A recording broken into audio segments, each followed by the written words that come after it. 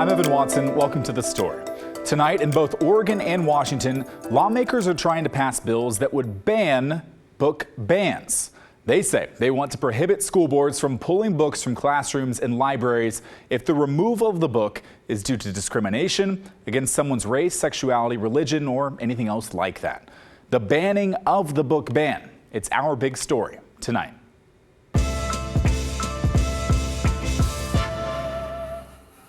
We reported on several book ban attempts throughout the past year. The Canby School District pulled 36 books off its shelves without review after they were challenged. Students and community members protested, and eventually 35 of those books were put right back on to the shelves in the school library. In the Westland-Wilsonville School District, a group of moms spent months trying to get 8 books pulled out of the libraries there. They were unsuccessful, although several of the books were then restricted to a higher grade level. Attempts at banning books from both school and public libraries are increasing in Oregon. Look to the right of that chart there. The State Library of Oregon published a report showing there were 93 books challenged from June of 2022 to July of 2023. That's an all-time high since they began tracking it in 1987. The vast majority of the books challenged were either by or about people of color, LGBTQ people, or both. The Oregon Library Association says they're currently tracking a dozen book challenges across Oregon, half of them in school libraries, and all of them dealing with race, gender, or sexuality. That's why Oregon Senator Lou Frederick says he's sponsoring Senate Bill 1583. If passed, school officials would not be able to ban a book solely because it deals with people from those groups. Senate Bill 1583 does not restrict a parent's right to make individual decisions for their kids. In fact, it's quite the opposite. This bill preserves educational materials in schools so that students and their parents maintain the ability to choose what they read. The bill got its first hearing yesterday afternoon, and it was a packed house there. A few of the people testified that this bill would be redundant. We already have very clear direction on anti-discrimination on federal and state levels. So we feel like, in a way, this is kind of a slap in our face that we're not doing our job and that you have to slide in an emergency bill. We have a process of adoption for curriculum where it clearly states, I quote, "The district school board shall adopt the list in compliance with ORS 337.141 and shall involve parents and citizens in the process," end of quote, which checks many anti-discrimination boxes that are as required by the state. And several parents testified that they would take their kids out of public schools because they don't like what's on the library shelves. But it's hard enough just to get our kids to learn, love to learn and to read and do their math. I don't think we need to clog their minds with things that they can't handle. It's overwhelming. I don't think we need that. I think you're moving one step forward. This is just one step into the indoctrination of an ideology, and I don't like it. I'm not in favor of it. Now, people could still try to ban books by saying the content isn't age appropriate for kids. We've seen that before. But for protests just based on book themes, plenty of school librarians weighed in to support the bill. They said they've been overwhelmed with the increase in book challenges. Banning books because they portray people who are subject to hate and discrimination is not acceptable. This bill adds another layer to protect against discrimination and will help make it even more clear that books and other materials cannot be removed on the basis of discrimination. I want to be clear that this bill does not require any materials to be used in schools. Already, we're lacking in the number of school librarians in many schools and districts across the state. This can help the librarians and classified staff in schools. As librarians, we know that no student is required to read a particular book in the school library, and that parents absolutely have the right to decide what their child reads. But no one should decide for other families that any book should be removed from a library. Another school librarian said having access to all kinds of books is essential for kids. And a teacher also testified, saying that it's okay for books to make students uncomfortable. My students aren't hurt when they lean into the discomfort of real history. When we learn true history, it should make us proud to be Americans and Oregonians. However, there are chapters that also make us feel uncomfortable. The internment of Oregonians of Japanese ancestry should make us uncomfortable. The lynching of Alonzo Tucker in Coos Bay, Oregon, with an audience of 300 people in broad daylight, should make us uncomfortable. A similar bill is making its way through Washington's legislature. House Bill 2331 has already passed the House. The bill was sponsored by Representative Monica Stonier from Vancouver. We're set to talk with her about it tomorrow. But in the meantime, let's hear from you. Do you think Oregon and Washington need laws banning book bans? Or do you think they go too far? Let us know. The email address is thestory@kgw.com, or you can leave a voicemail at 503-226-5090. Offshore wind energy along the Oregon coast is now one step closer. Federal officials this week announced finalized areas for where floating wind turbines should go in the coming years. But even though it's still a long way off, some groups are still upset about the likelihood of this actually happening. Environmental reporter Cale Williams explains. In 2021, the Biden administration announced an aggressive push to expand offshore wind energy in the U.S. The federal government is working to install 30 gigawatts of new offshore wind power by 2030. And Oregon could account for 2.4 of those gigawatts, or enough to power more than 800,000 homes. So yesterday, the Bureau of Ocean Energy Management, also known as BOEM, announced the final designations for where the turbines would go off the Oregon coast. The first one, up here by Coos Bay, would encompass more than 60,000 acres, roughly 32 miles offshore. The one further to the south, down by Brookings, would encompass more than 133,000 acres. That one's 18 miles off the coast. But it's important to note that this plan is not popular with everyone. Fishing groups and tribes on the southern coast have expressed strong concerns about potential damage to their livelihoods and aspects of indigenous culture. For their part, the feds say they've listened to those concerns. And these areas avoid 98% of the places that were recommended for exclusion after years of consultation with tribes and the fishing community. But the tribes, they say otherwise. Brad Nieper, he's tribal council chair for the Confederated Tribes of the Coos, Lower Umpqua, and Siuslaw Indians, said he was, quote, extremely disappointed in the decision and in the lack of authentic engagement in the process. Here's what he told us in the statement. BOEM's press release states that it has engaged with the tribe, but that engagement has amounted to listening to the tribe's concerns and ignoring them, and providing promises that they may be dealt with at some later stage of the process. So where are we in that process? How close are we to actually harvesting wind power from the ocean? Well, not very. This is a timeline showing just about where we are. Next comes the leasing notices, and that can take up to a year and a half. After that, there's another 7 to 9 years of surveys, assessments, and environmental reviews before construction can even get underway.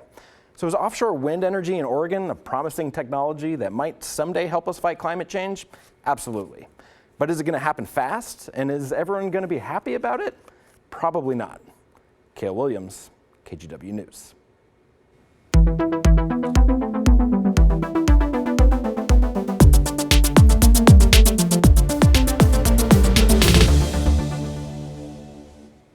Now let's get to some of your thoughts on our big story from last night. ODOT went before state lawmakers to talk about their plan for people staying off the interstate to avoid tolls and presumably clogging up local roads instead. The ODOT reps said they plan to have a lot more hard data on which neighborhood streets could feel the brunt of this diversion. But when it comes to what will be done about it, it sounded a lot like ODOT will be more reactive than proactive here, telling lawmakers that if a problem spot appears, they'll then take action to try and help. Obviously, a lot on this could change over the next 2 years. New tolls are on pause until January 2026. But that's where this process stands right now, and some of you are less than thrilled. So let me get this straight.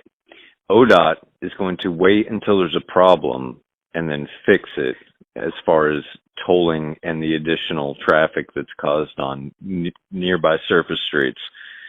They can't even fix a pothole. This is ludicrous. Joyce wrote into us, no tolls, absolutely opposed to tolling in any form. I've been back east and the tolls are awful. Again, no tolls. Some of you took your frustration and crafted it into possible solutions. Linda wrote, instead of tolling, why don't they just increase the registration fees across the board? That makes a lot more sense to me. Sandra chimed in, this is absolutely nonsense. I don't understand why the state of Oregon can't pass a sales tax measure so everyone can contribute to this issue. And if the sales tax idea has you grumbling, how about this from JL? If the issue is a few specific neighborhoods or regions being adversely affected by tolling, would it help to just toll much more broadly at a much more lower rate, spreading the burden, so to speak? Thanks for all your feedback on this. Tolling is certainly one of the topics that we keep a close eye on here in the story. And let's end on this voicemail from a viewer named Dave.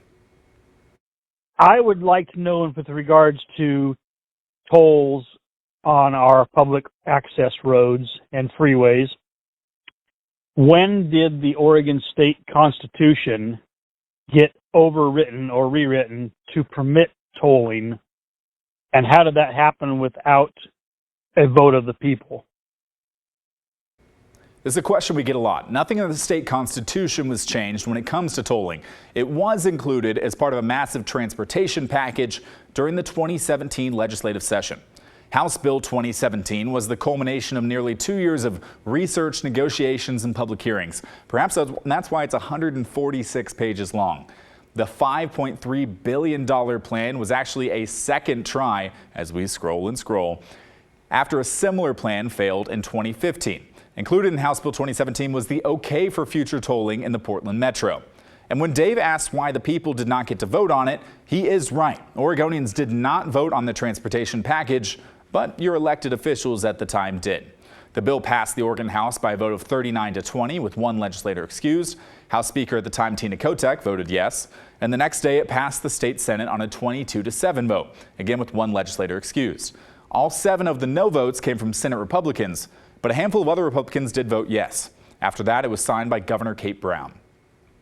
So if you're upset that tolling will soon be a reality in Oregon, you have House Bill 2017 from the year 2017 to blame. Now, if you joined us last night, I shared how ODOT referenced tolls in Hampton Roads, Virginia, comparing outcomes there to the upcoming projects here in Oregon. Well, before moving here, I lived and reported in Hampton Roads. I know the toll bridges and the tunnels in Norfolk, Virginia Beach, Portsmouth, and elsewhere very well. I referenced an Old Dominion University study showing nearly half of all respondents said they changed their behavior because of tolls, choosing not to go to nearby cities to avoid paying up. That's the blue on this chart.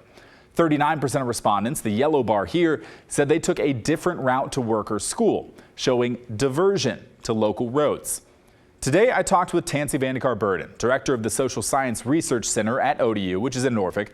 I asked her about the impact she and other researchers have seen from these tolls. She said the most common responses included people taking different routes, reducing travel during peak times like weekday mornings or rush hour, and carpooling. She also explained that the effect of toll roads hasn't been felt equally. 24% of those who had a household income of $30,000 or less changed their route, compared to only 9% of those with household incomes over $150,000. So that's 24 compared to 9% making a change. You would say that your research has shown a disproportionate impact on the behavior of people who have lower incomes compared to those who can afford to pay these tolls without thinking too much about it. Yes. Vandekar-Burden said that there have been clear repercussions to tolls, which have more than tripled in price since they were implemented there in 2014. Tolls is one thing, but what are the increase? If my commute's not longer, what does that say about gas, quality of life? Because I'm now spending more time in my car on my commute. I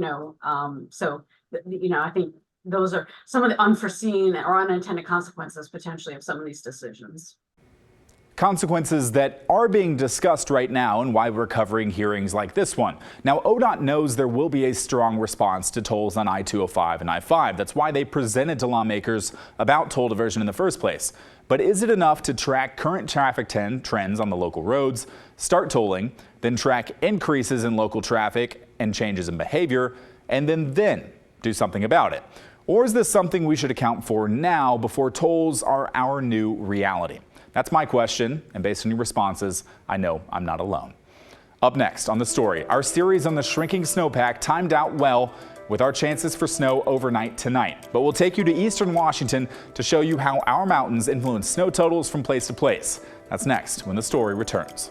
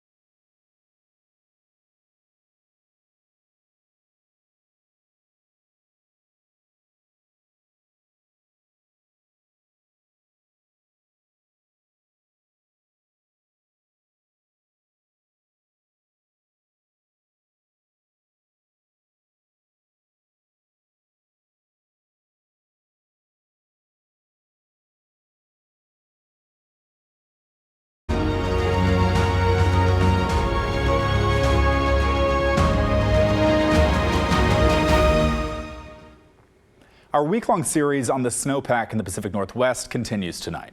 We know that snow can be spotted just about anywhere in our region, especially where certain peaks are visible. But how much snow some communities get or don't is significantly influenced by our mountains. All this week, our Environment Northwest team is looking at the shrinking snowpack and the impacts it's having in Washington, Oregon, and Idaho. Tonight, meteorologist Jeremy Legoux heads up into the mountains of eastern Washington to explain why a shrinking snowpack there is nothing new. The one-eyed Liftian, I go by dude. I'm always nice, yeah, I'm never rude. You don't need two eyes to see that dude knows his rhymes. He's the Lifty rapper, and I'll wear my black eye patch. Knows his chairs. There you are. Good job. And his snow. Slushy and wet. Springtime, we get a lot of corn snow. And then we have snert, which is snow-dirt mix. We've seen a lot of that this year, even at the top of Mount Spokane. We're right now, I think, at about 55% normal snowpack. It's at 46 inches currently, so we're well below. The mountains of eastern Washington and North Idaho are currently under moderate and severe drought due to the lack of snow on the ground. You know, as a lifty, we deal with snowpack pretty much every day. This lack of snow on the ground isn't necessarily a new thing. 2003-2004 season, I believe they closed on Valentine's Day. USDA data depicts a decrease over time in the snow water equivalent at snowtels around the region. 2013-14 season, we suspended mountain operations the Sunday before President's Day. Between 1955 and 2022, all stations in eastern Washington and North Idaho recorded a reduction in peak snowpack. Higher elevations, that number is just over 20%. One lower elevation station in North Idaho measured a drop of more than 70% from 1955 to 2022. But we're getting snow. We got a little bit today, and every little bit helps for sure. It's all up to Mother Nature. You're the weatherman, right? The mountains of eastern Washington, eastern Oregon, and North Idaho sit in the rain shadow of the Cascades. While the Pacific Ocean serves as an excellent moisture source for much of the western side of those states, as that moisture moves from west to east or zonally, it first hits the mountains, pushing upward. That rising motion in the atmosphere causes the warmer, moist air to first cool, then condense, forming clouds and eventually precipitation. That enhances the amount of rain or snow that you see in the Cascades, giving you more than you otherwise would and squeezing out more moisture than otherwise would get squeezed out. But as you move up and over the mountains, all that air has to come back down. This sinking motion quells cloud cover and precipitation, leaving much of central Washington and Oregon in a rain shadow or a desert. But as you move east from there, things get interesting once again. As elevation starts to increase in eastern Washington, rain and snow become more prevalent. Once again, the increase in elevation enhances precipitation. How's your day going, guys? Whether it falls as snow There you go. or rain. You learn to deal with the elements. Previously frozen, liquefied precipitation days, because we don't use the R word up here. But it's not just the overall amount of snow. It's also how long that snow sticks around. Between 1982 and 2022, the Northern Rockies, right where we are, has seen an average decrease in about 15 to 20 days per season of that snow being on the ground. So not only are we not getting as much, it's just not sticking around as long, and early spring warmth is melting it much faster. I think the biggest impact is going to be environmentally. It all depends on mountain snowpack is so important, especially for this region. Dude sees it here on the mountain. Come on out! But we will all see it when it comes to mountain runoff, increase in fire danger, and a longer fire season this summer. How's your day going? For Environment Northwest, Good. What's your name? Noah. Noah, have a good run, Noah. I'm meteorologist Jeremy Legoux. Stick around on the story. After the break, we're headed into the KGW vault to show you a grand gesture of love on Valentine's Day from more than 40 years ago. Was it true romance or something wildly different? You can decide when the story returns.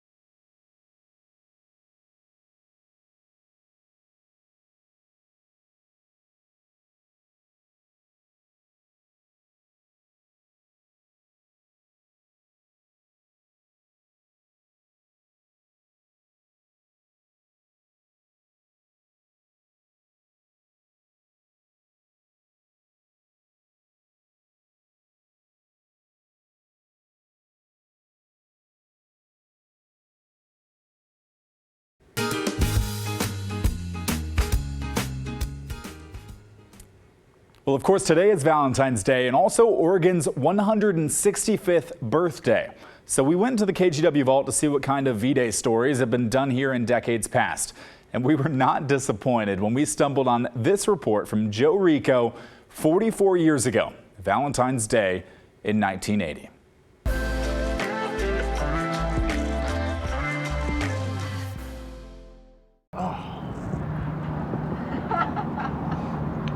Boy, I needed that today. It's taken Howard Meehan 6 months to prepare for Valentine's Day. My gosh, I'm ready. I'm ready now. So with costume, song, lyric sheet taped to his uniform, it's time now for one final rehearsal before he surprises his true love, Arlene. When I'm calling you,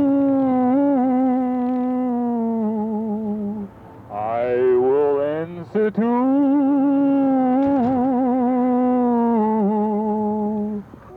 Been married for 11 years now, and my wife has always complained that I'm not much on public testimonials, public affection testimonials.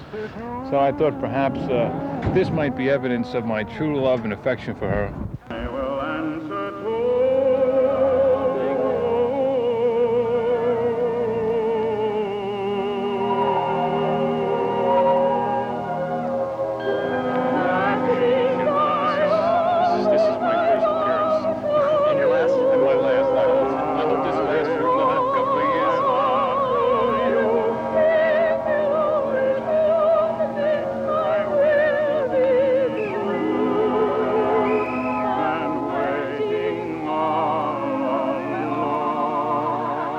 when I'm calling you.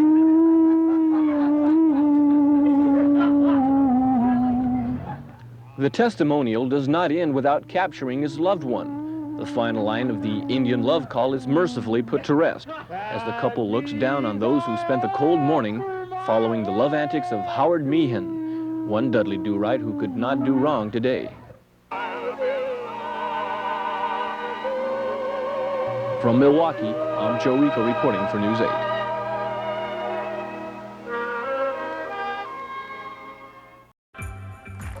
Whether it's a big romantic gesture like that one or something smaller, a good reminder, of course, to keep those close to you close. Give them an extra hug today. Tell them that you love them.